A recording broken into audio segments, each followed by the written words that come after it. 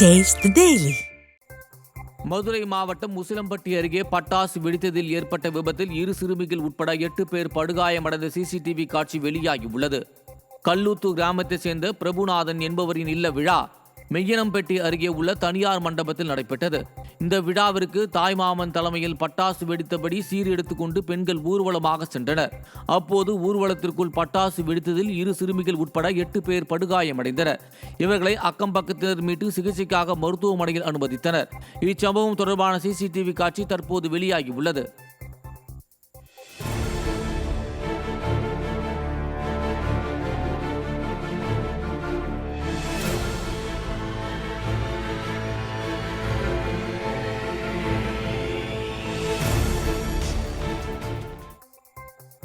ஈரோட்டில் அம்மா உணவகம் தொடங்கி 12 ஆண்டுகள் நிறைவடைந்ததையொட்டி அம்மா உணவக ஊழியர்கள் கேக் வெட்டி கொண்டாடினார்கள்.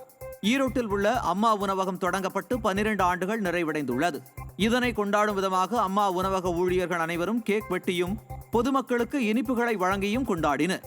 மேலும் அம்மா உணவகத்தில் வேலை செய்யும் பணியாளர்களுக்கு ஊதிய உயர்வு அளித்திட வேண்டும் எனவும் பணி நிரந்தரம் செய்யவும் அம்மா உணவக ஊழியர்கள் வலியுறுத்தியுள்ளனர்.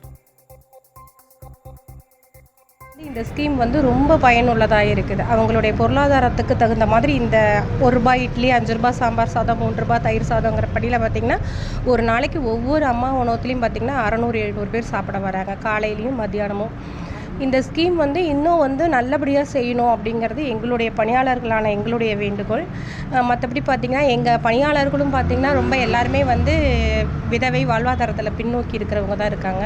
அவங்களுக்கும் சம்பள உயர்வு கிடைக்கணும், பணி நிரந்தரம் இருக்கணும். இதெல்லாம் எங்களுடைய கோரிக்கையாக நாங்கள் இப்போ சொல்கிறோம்.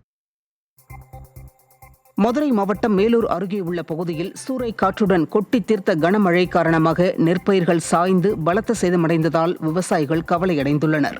முன்கூட்டியே விதைப்பு செய்ததால் தற்போது பயிர்கள் பால் பிடித்து நன்கு வளர்ந்து வந்துள்ள நிலையில் சூறை காற்று காரணமாக 1 ஏக்கர் அளவிலான பயிர்கள் அனைத்தும் சாய்ந்து சேதமடைந்துள்ளன.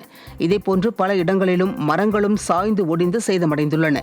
எனவே சேதமடைந்த பயிர்களை விடிய அரசின் அதிகாரிகள் ஆய்வு செய்து உரிய இழப்பீடு வழங்க வேண்டுமென கோரிக்கை விடுக்கப்பட்டுள்ளது. விழுப்புரம் அருகே சூறை காற்றுடன் பெய்த மழையினால் மரங்கள் வேரோடு சாய்ந்ததுடன் வீடுகளின் மேற்கூரை மற்றும் கதவுகள் பெயர்ந்து விழுந்து சேதமடைந்ததால் மக்கள் கடும் வேதனையடைந்தனர். காணைக்குப்பம் மற்றும் விழுப்புரம் திருக்கோவிலூர் தேசிய நெடுஞ்சாலை ஆகிய பகுதிகளில் இருந்த மரங்கள் வேரோடு சாய்ந்தன. இதனால் மின்சாரம் முற்றிலும் துண்டிக்கப்பட்டது. எனவே உடனடியாக மரங்களை அப்புறப்படுத்தி சேதமடைந்த வீடுகளை விடிய அரசு அதிகாரிகள் பார்வையிட்டு நடவடிக்கை எடுக்க வேண்டுமென கிராம மக்கள் கோரிக்கை விடுத்துள்ளனர்.